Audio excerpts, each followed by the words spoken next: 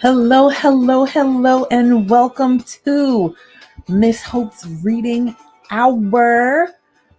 So glad that you can be here this evening. Marvelous Monday to you all. So glad that you are all here.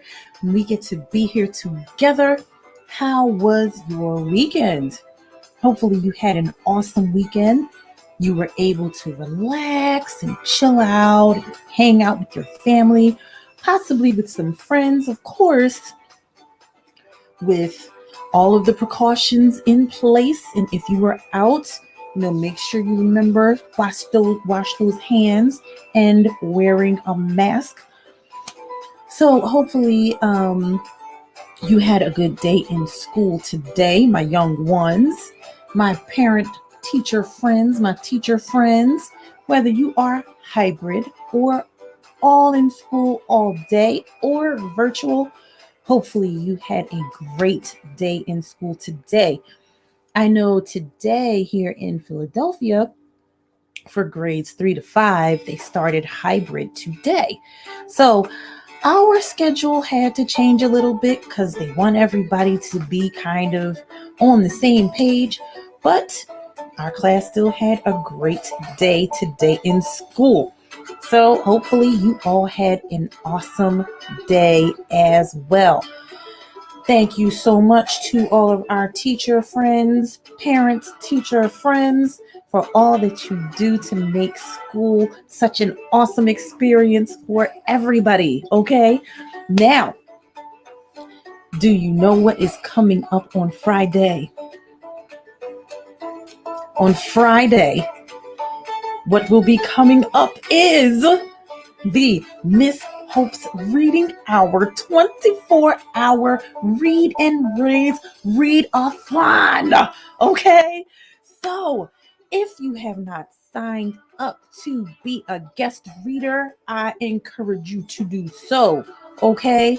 So, this goes out to all of my parents and children and families if you want to do it together, and teachers with your class. Anybody who wants to come on and be a guest reader during the 24-hour Read-A-Thon, please do sign up.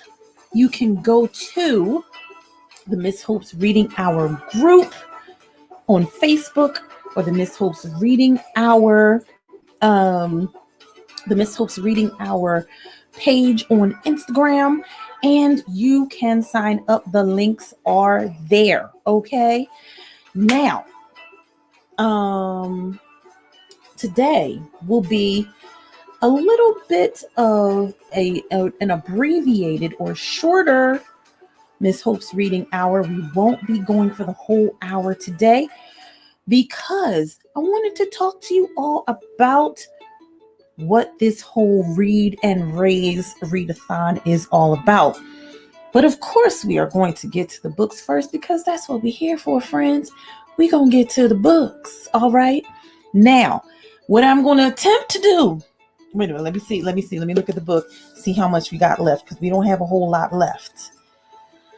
We don't. I think we can do it today, okay? So, we are going to read one picture book, and we are going to finish our chapter book today. There's a whole lot to find out at the end of this chapter book.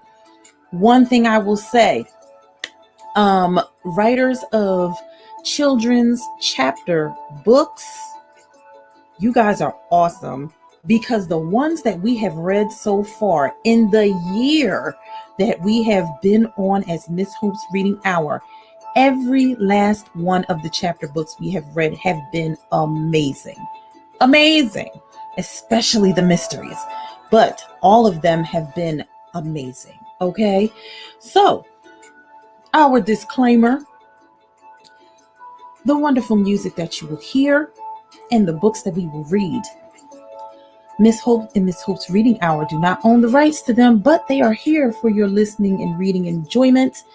They are not here for any monetary gain. But we do accept donations so that we can buy more books, okay? Because that's what we do. Now, let's get to the books we will be reading today. So our first book, the reason why I wanted to read this book, let me just tell you. I wanted to read this book because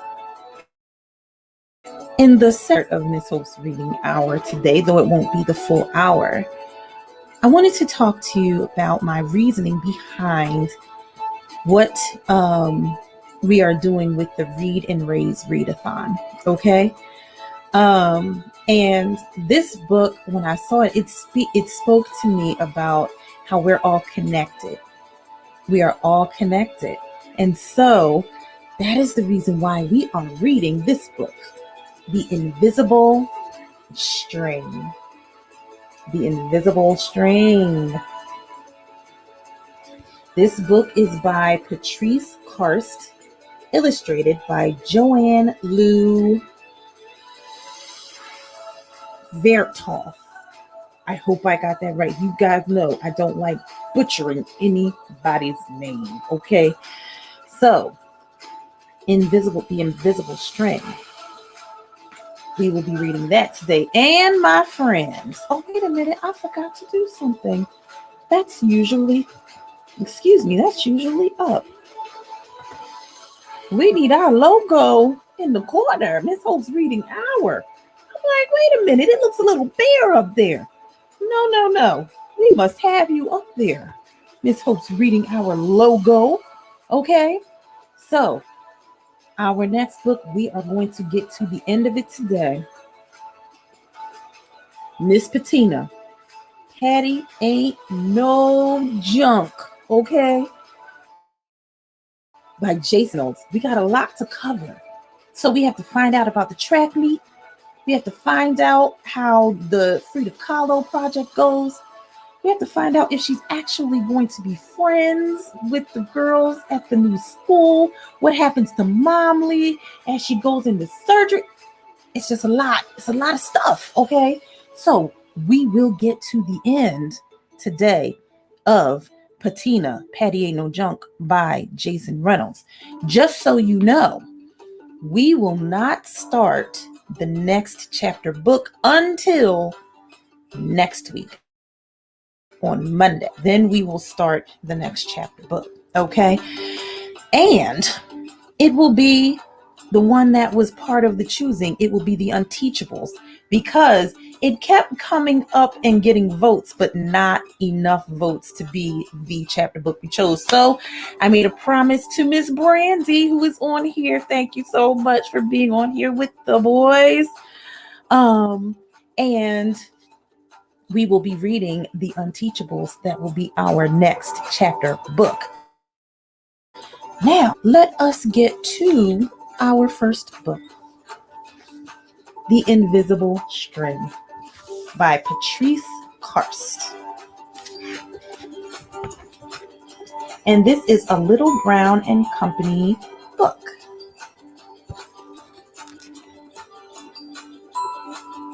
A division of Hachette Book Group. And there's a dedication to the children of the world and the magic of their strings. Liza and Jeremy twins were asleep one calm and quiet night.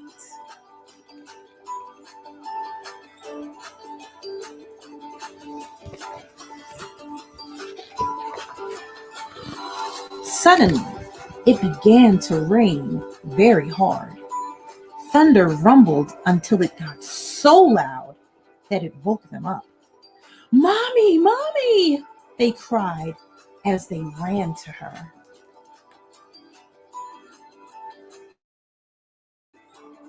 That way with lightning, high winds. Don't like it. Don't worry, you two. It's just the storm making all that noise. Go back to bed. We want to stay close to you, said Jeremy. We're scared. Mom said, you know we're always together, no matter what. But how can we be together when you're out here and we're in bed? Said Liza.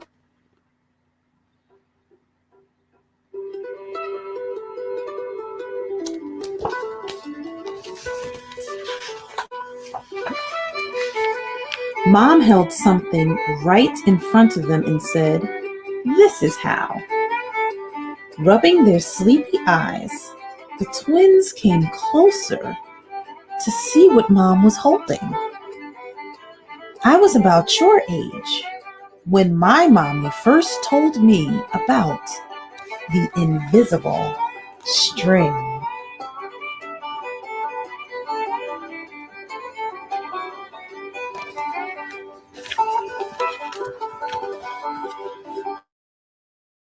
I don't see it, said Jeremy.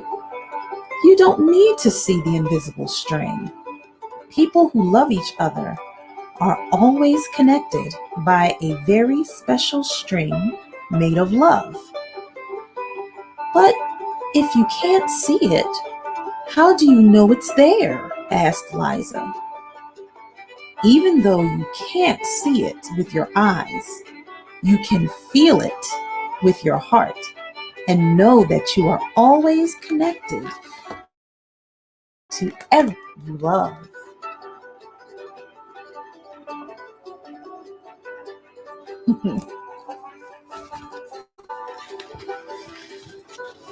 When you're at school and you miss me, your love travels all the way along the string until I feel it tug on my heart.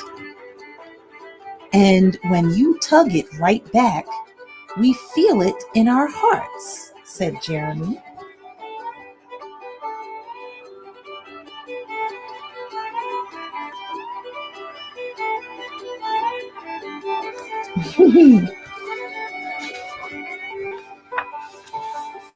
Does Jasper the cat have an invisible string? Liza asked. She sure does, said Mom. The best friends like me and Lucy? Asked Liza. Best friends too. How far can the string reach? Anywhere and everywhere, Mom said. Wow.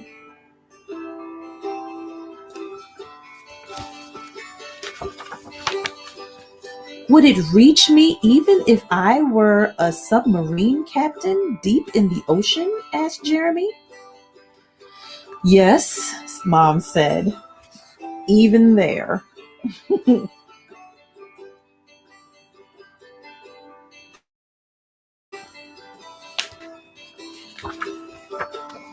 Or a mountain climber?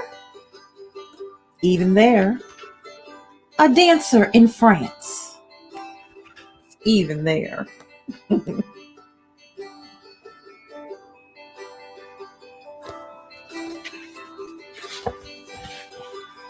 A jungle explorer? Even there.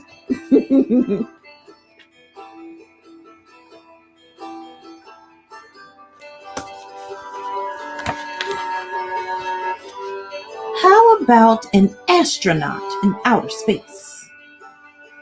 Yes, even there. Wow, those up on the International Space Station, I hope they know about that invisible string.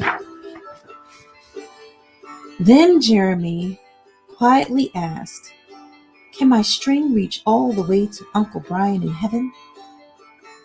Yes, even there.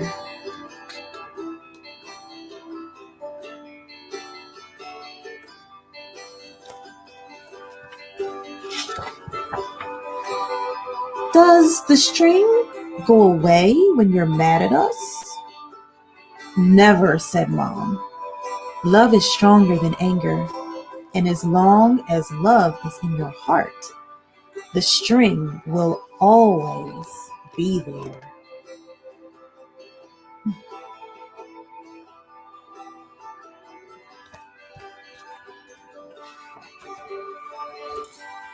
Even when you get older and can't agree about things like what movie to see, or what game to play in the back seat, or what time to go to bed.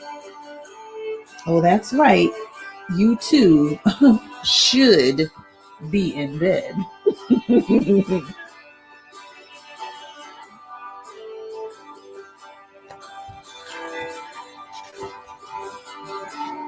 And with that, they all laughed as Mom chased the twins back to their beds. Within a few minutes, they were asleep, even though the storm was still making the same loud noises outside.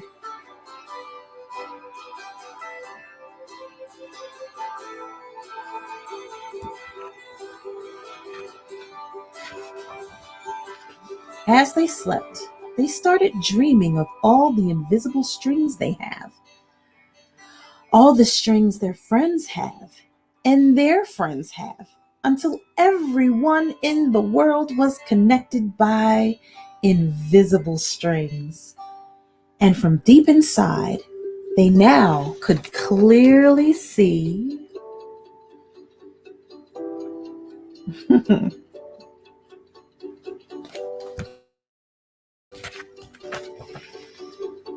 no one is ever alone.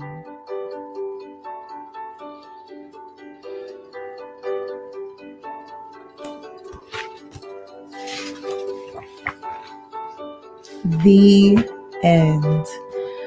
What a beautiful story. The invisible string. So, the reason why I chose this book, I chose The Invisible String because with the Ms.Hope's Reading Hour 24-hour read and raise read-a-thon, I want to raise money for organizations that not only help here in the United States, but help all around the world. So that's why I chose here in the United States, I chose West Philadelphia Action for Early Learning, which is an organization that helps with literacy training for parents in homes with their younger children. And it also helps them with early childhood action. I chose the Ronald McDonald House Charities because with the Ronald McDonald houses, they house parents and families of children who have to travel to get medical care. And they don't just do it here in Philadelphia, where there are 2 Ronald McDonald houses, but they have houses in other places all around the world. So I chose them for that reason, because many parents, they want to be with their children while they are getting treatment. And with the Ronald McDonald houses, they don't have to worry about having a place to stay and having the money to get hotels and things like that so that they can be close to their children. The Ronald McDonald houses support them and give them a place to stay while their children are receiving treatment. And I chose Heifer International. Now, Heifer International, during the read-a-thon, we will read a book that is about organization. All around the world, they provide things like chickens and goats and cows and sheep to people, as well as farming equipment. Why do they supply those things, you ask?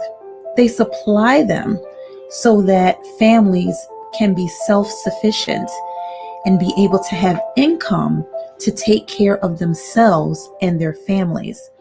A lot of times in other places around the world, children have to work and help their parents in order to make money for their families. But with Heifer International, when parents are able to use the milk or the skins or the eggs from animals to make money for their families, then their children do not have to work and they're able to go to school, which many children all around the world would love to be able to go to school the way we are allowed to go to school here in the United States. So that is the reason why I chose the invisible string, because just because we are not all in the same place doesn't mean that we can't help one another and extend our string all around the world to help other people, even in the smallest ways. So I encourage you to go to the Ms. Hope's Reading Hour group, go to my personal page, which is Hope So Crafty McDowell, and go to the Instagram page, which is also Ms. Hope's Reading Hour, all one word, all lowercase on Instagram, and sign up to be a guest reader, okay, on the Ms. Hope's Reading Hour 24-hour Read and Raise-A-Thon, and go to the GoFundMe page and donate any amount that you can, because I will be splitting that money 3 ways to help all 3 of those organizations. Okay. All right. Now let us get to Miss Patina. Okay. We got to get to Miss Patina. We got to change the ambiance when we get to Miss Patina. Okay. Because remember, she ain't no junk. Miss Patina, she ain't no junk. Okay. So, all right. We are in chapter. Let me see, because remember, the chapters in this book are kind of long, which isn't bad. So we are, oh, geez, are we still in chapter 14? Wow. Okay. So we're probably at the end. We're almost at the end of chapter 14. So where we were on Fabulous Friday, basically, now Patina has gotten to the place where she doesn't make her laps around the lunchroom anymore, just walking around and eating her fancy lunches at Chester Academy. Now she goes and she sits down with Becca and TNT and all of the other girls that sit at that table. So Patina was like, okay, I'm about to tell these ladies that I am not doing this Frida Kahlo project by myself. They are going to have to work, especially TNT. Becca's not the problem. It's TNT. So she was like, no, I'm about to say what I have to say. But Becca got to it first and said, well, Patina, the rules of the project have changed. You get a grade for what you've done towards the project. And she was like, really? Yes. So Patina thinks maybe Becca had something to do with it. Possibly she talked to the teacher and was like, these 2 young ladies here, they are not doing anything. But we still have to get to the track meet where Patina is running the 4x800 relay for the first time. And the boys are running for the first time as well. Okay. So we have to find out how that's going to go. Then earlier on in the chapter on Friday, Patina's mom still has to get to dialysis. But remember, Momly was in that accident with Maddie. Maddie was fine. Momly was really banged up, needs to get a surgery on her arm. So on the way to going to dialysis, Uncle Tony picked up Ma, and Patina and Maddie, took Ma to dialysis, but she was like, I'll be right back, y'all. I want to go see Momly before she goes into surgery. So she saw Momly, they prayed, she went down to dialysis. Now the girls have to go to school. So we're waiting to see how Momly is once she gets out of surgery. So that is where we are in the last little bit of Patina, Patty Ain't No Junk by Jason Reynolds. Chapter 14. Yeah, she's not grading us all together anymore. We're all responsible for different parts of the project. That way it's fair, Becca explained. She put down her taco and dabbed a napkin to her hand. I think it's better this way. Then she flashed a sneaky grin. Me too, Becca. Me too. But there was something about that look on her face that made me want to thank her. Made me think she had something to do with it.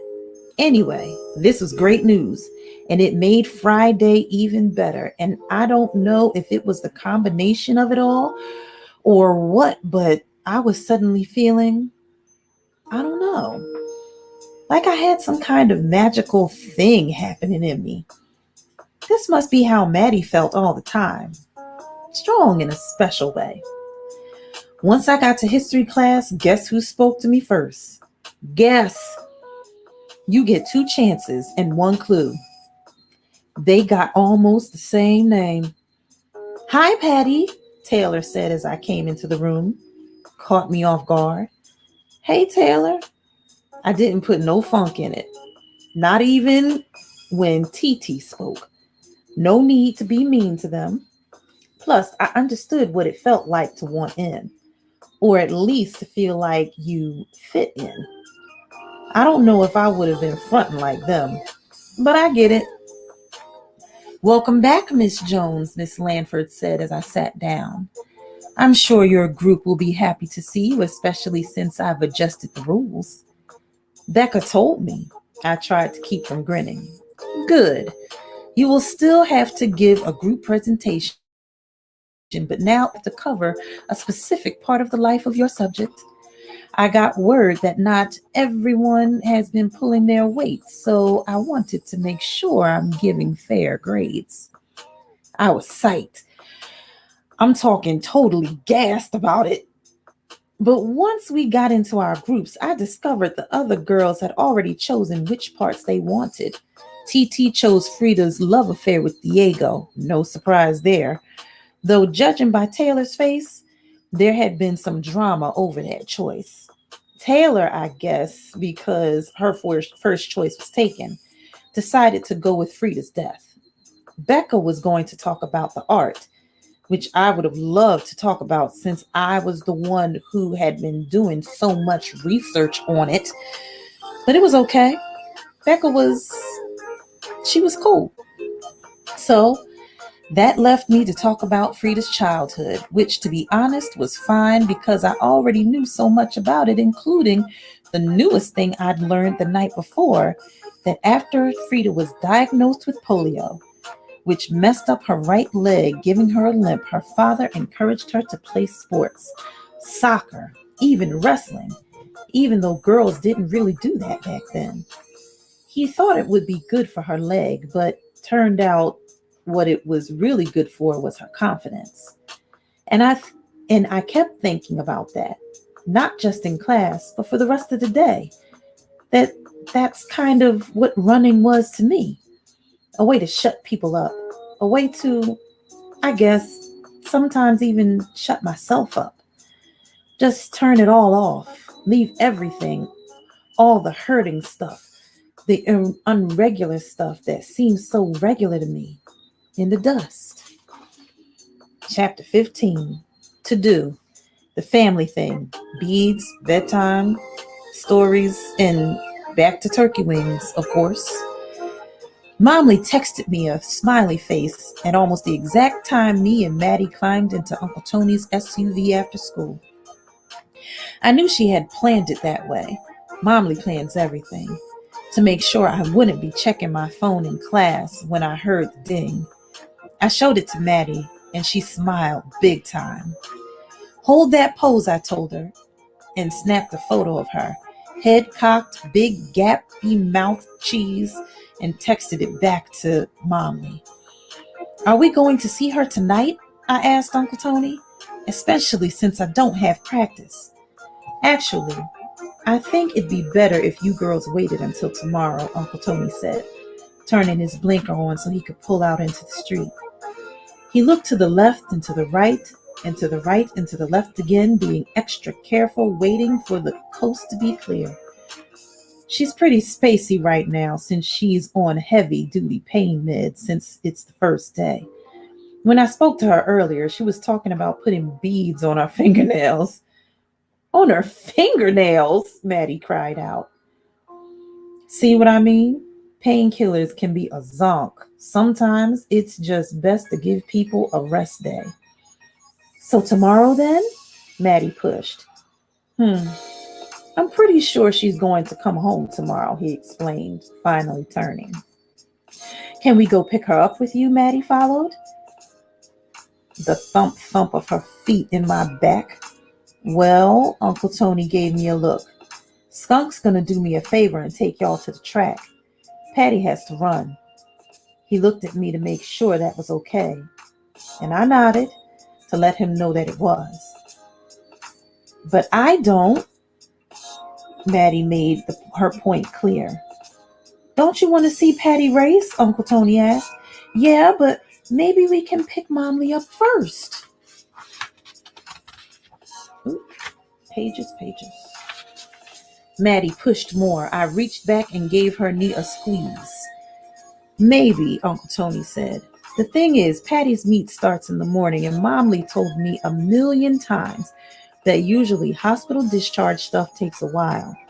So people aren't usually released until early afternoon. That's the way it normally goes. Doctors drag their feet and take their sweet time.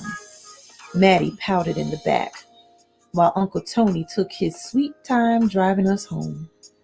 That night I called my mother and asked her to help me make turkey wings. Yes, turkey wings. Uncle Tony had been married to Momly forever and never knew how to make much of nothing, which was ridiculous to me. He would have ordered takeout, but I felt like we needed to have a real meal, have something regular, a reminder that we were fine. Plus, I wanted to make sure I was ready to help Momly when she came home, even though Uncle Tony kept saying he had it covered. I mean, don't get me wrong, the driving thing was all him, and lifting Ma up and all that, but I was just doing my part. Teamwork. I almost said team wing, which I guess works too. So I called Ma for a practice run, and she walked me through how to make turkey wings in a way that definitely wasn't Momly's way.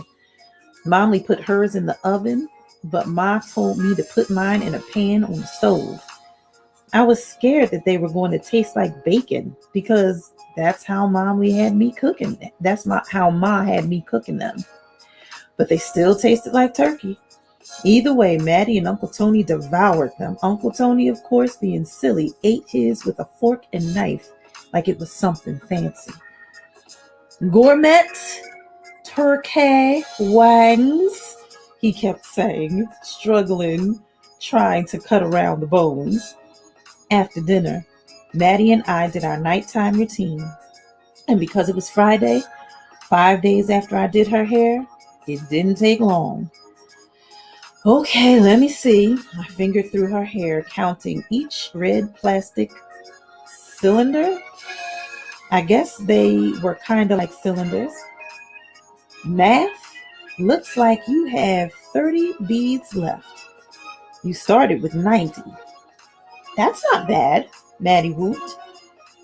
And it actually wasn't, especially since it was such a crazy week. There'd actually been weeks when by Friday, Maddie would be beadless. I always figured during those weeks she was purposely taking the foil off the ends of her braids and shaking them out for fun. I had never confirmed it, but it seemed like something she'd do. Nope, pretty good, I agreed, squished up beside her in her tiny bed. Her room, so Maddie, full of weird-looking brown dolls with yarn hair and scary movie eyes. She named them all Addison. Also, a stuffed giraffe that was bigger than her that Uncle Tony won for her at a carnival. She named him Giradison. Of course. And taped to the walls were a whole bunch of pictures of our family. Some were photographs. Momly always went nuts with pictures, and Uncle Tony always went nuts with camera filters. And together, they had the nerve to get cell phone pictures printed, and some were drawings. Crayon on construction paper of smiling pink mother, smiling brown mother with no legs, smiling little girl with big muscles and red circles all over her head, smiling man, and giant girl with shorts and a jersey. That was me, and I wasn't smiling. I looked cool, but weird. Everyone else was smiling. Then there were pictures of legs. Just legs playing kickball and legs holding hands, which I thought was kind of funny. But my favorite one was of me, Cotton, Maddie, and Momly with Mom floating above us. Just a head and torso. And above her, for some reason, Maddie scribbled Mary J. Blige, spelled Blyj. I'm going to tell you a story, Maddie said, fluffing her pillow. It's a good luck story about a lady who almost lost her arm, but a girl saved it because she had 30 magic beads. Magic beads, huh? I propped myself up on my elbow. Yep, they, she was thinking of the next part. When the girl runs around, the beads go clickety, clickety, clickety, and that's like a magic spell that heals things. It's like a special hairstyle. And did the beads have a certain color for the spell to work? Well, Maddie smiled, and before she could even finish the story, I kissed her cheek and told her I loved her more than all the cupcakes in the world. The next morning, I startled awake, still in Maddie's bed, body cramped, her eyes 2 inches from mine, her face 2 inches from mine, her eyes wide open, willing my eyes to open. Uncle Tony said Momly can come home at noon, she blurted out, way too early and way too close to my face, not even a good morning. Maddie might be a YMBC too. Okay, I said, groggy. So Skunk gonna take us to your meet while Uncle Tony gets Momly. Okay, that was basically what Uncle Tony had already prepped us for. No new information. You think he might bring Momly to the track after he picks her up? Not if she's in pain, Maddie. I doubt it. I hadn't really thought much about the pain Momly might be in. I mean, I know the medicine is probably pretty strong. Still. She's still gonna be in pain? Maddie said, the tone of her voice diving into concern. I don't know. I hope not. I'm sure she'll be okay. Then I repeated the same things, this time to myself, in my own head, to convince myself Momly was all right. I don't know. I hope not. I'm sure she'll be okay. But she might be in pain, right? Maddie doubled down, like she always does. I moaned, loud and long, like a train horn. Maddie, I don't know. I'm still asleep. I rolled over and snatched the sheet over my head. But you not asleep because you talking to me, Maddie said. And she was right. I wasn't asleep no more. But I also had to get my mind right for the meet. I took a shower, then sat down at my vanity desk to do my flojos and my hair. For my nails, I was going to paint different color squiggles all over them. It's part of my good luck thing, and I could use a little of that. Plus, they made me feel fly like Flojo. And for my hair, here's the thing. Usually for the meets, I either snatch it back into a ponytail or I comb it straight and leave it out. Also like Flojo. But today, After I was sure my nails were dry, I reached up and grabbed a chunk of hair and split it into thirds, and I started braiding. Starting with the front, I worked to the left side, then to the right. And then after about 35 minutes, all I had left was the back, which was always the hardest part to do myself. "Maddie!" I yelled. She didn't come, so I yelled again. She was probably in the kitchen eating breakfast and watching cartoons. Everybody left me alone on meat days because they knew I had my rituals: hair, nails, begging for Flojo to give me some of her magic from heaven. Oh man, I really am a YMBC. The sound of Maddie's feet came skittering toward my door. "You called me?" she asked, knowing full well that I called her. "Yeah, come in," I said, combing my fingers through the patch of hair left on the back of my neck. Maddie opened the door. Her eyes went wide. My hair was braided up like hers. "You like it?" I said. Maddie grinned. "Yeah," she came over to me, pinched the ends of a few of my plaits, then patted my edges as if she was touching up my baby hairs. "You did a good job." "Well, I'm glad you approve," I shook my head. "But you missed a spot." Maddie noticed the unbraided part in the back. "Unless that's the way you want it," she shrugged. My face went flat. "What? It might be a new style." "It's not." I grabbed the comb off the desk and used the corner of it to pick through my kitchen, the back of my neck again. "And I need you to braid it up for me." "I can't braid." "Yes, you can," I said, calling her bluff. I knew Maddie could braid because I taught her, and plus she braided her doll's hair all the time. Now she wasn't very good, but she could get the job done. "But not as good as you," she argued. "Yeah, well, maybe I want a Maddie braid. Maybe that's my new style." Maddie didn't look convinced. "You sure?" she asked, now running her own fingers through it. "Waffle, if you don't braid my hair." Okay, she said, focusing in.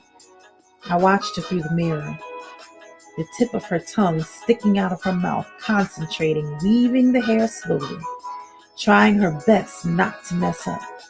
10 minutes later, finished. I ran my hand back there. 3 of the fattest, loosest braids I ever had. "They're perfect," I said. Maddie crossed her arms across her chest, all cocky. "All that," I laughed. "Now it's time for beads." I opened one of the desk drawers and pulled out the can. "You putting beads on them?" "Yup." "What color?" I pretended to be thinking. "I think I'm gonna go with red." "Good choice. But I'm only gonna put 30 on there. That's it," I said, popping the top of the can. "Only 30? "Yeah, only 30. 30 red. Good luck magic beads. Just like you got." Oh man. Well, my friends, I thought we were going to finish, but the last chapter I'm going to leave for Wonderful Wednesday. I'm going to leave it for Wonderful Wednesday. Oh, that's so sweet. She decided that Maddie and her braids would be her good luck charm this time. That is wonderful. She did that, of course, to help Maddie to calm down because she was worried about Mommy being in pain. Well, my friends, we have come to the end of today's abbreviated, shortened Ms.Hope's reading hour.